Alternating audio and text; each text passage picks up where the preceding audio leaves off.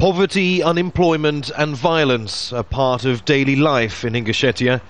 Several militant groups operate bloody attacks against the Moscow-backed authorities, a leadership enforced by up to 5,000 Russian troops, local police and secret services. But the population is paying the price. This, an explosion at the funeral of a mother and her 2 children killed by masked gunmen. Hundreds of others have disappeared, and extrajudicial executions are on the rise.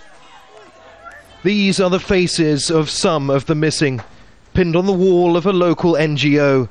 In the last 6 years, 800 have been killed, a further 200 are missing. The director's own brother disappeared 5 years ago. But Ingushetia's cabinet ministers say the future is bright. They produce statistics proving that the birth rate and employment are up. Everything is normal here. There are those forces that would like to see the republic turn into Chechnya. We don't have such problems here. But the reality is rebel activity is increasing.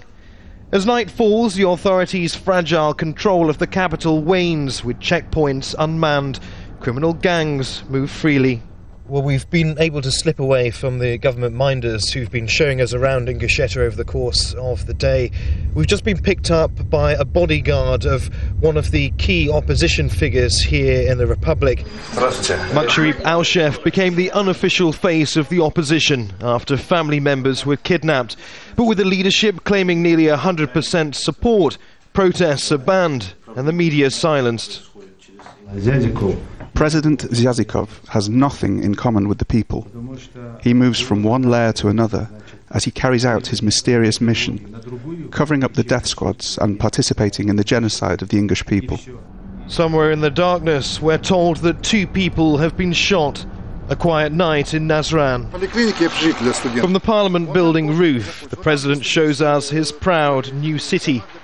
Workers nearing the completion of a new government building. Rising from the featureless steppe is this fortified and isolated compound known as Magas, or Sun City. This is the centerpiece of Ingushetia's new authority.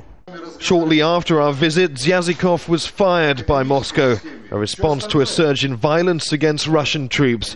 He's now been replaced by a Russian war hero.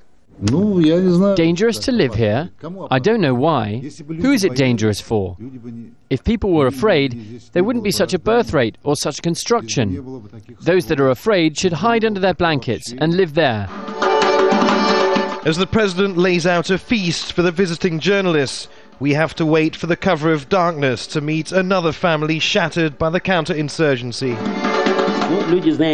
Mukhmed Gazdiev's son was abducted because he knew suspected militants from the local mosque. But no one is interested in continuing the investigation. I feel sorry for my investigator. He would like to help me, but if he does, he says he will be killed. The firing of an unpopular president has been welcomed by Ingushetians, but will Zyazikov's departure quell those out for revenge or solve the backlog of unprocessed disappearances? Years of repressive government tactics have alienated and even radicalized communities, leaving Ingushetia in a vicious cycle of repression and resistance.